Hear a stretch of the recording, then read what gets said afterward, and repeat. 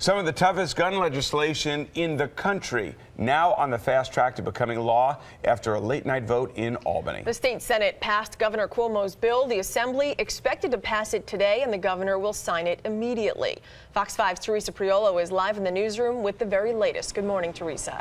Good morning, Carrie. Governor Cuomo spent weeks negotiating this bill in the wake of the school massacre that occurred in Newtown, Connecticut. It is a bill with a focus on keeping guns away from the mentally ill. Now, this bill passed with bipartisan support, 43 to 18. And among its sticking points, it bans the sale of assault weapons in New York. And it broadens the definition of an assault weapon. It also limits high-capacity magazines. It requires background checks on all gun sales, including private and person-to-person sales. And the provision that it's grabbing headlines this morning: mental health professionals must file a report when they determine someone is mentally ill. If that person has a gun, it could be taken away. Look,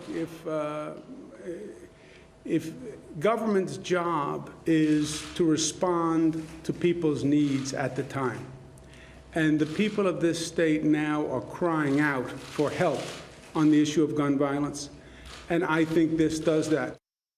Not everybody believes that this bill is the right approach. Democrats, by and large, believe it hits the mark, while some Republicans say it unfairly shifts the focus to law-abiding gun owners and does little to address the lack of resources available for the mentally ill. We haven't saved any lives tonight, except for one: the political life of a governor who wants to be president. I voted no, and I only wish I could have done it twice. So in good conscience, I can continue to vote no on legislation that I believe takes away the rights, constitutional rights, of our law-abiding citizens who choose to want to have guns. I will be voting no on this bill. It's not a perfect bill. I think we all could name things we wish were included. For me, it's a strong statement that New York is getting tough on guns.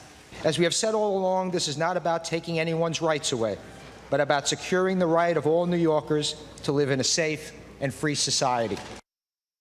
Now, this bill also allows gun permit holders to request their info be kept private. County officials will evaluate the request on a case-by-case basis. That is a provision Republican members pushed for after the Journal News published a map of permit holders' addresses. Now, again, the state assembly is expected to pass this bill when it convenes in about 3 hours at 10 a.m. Guys, back to you in the studio.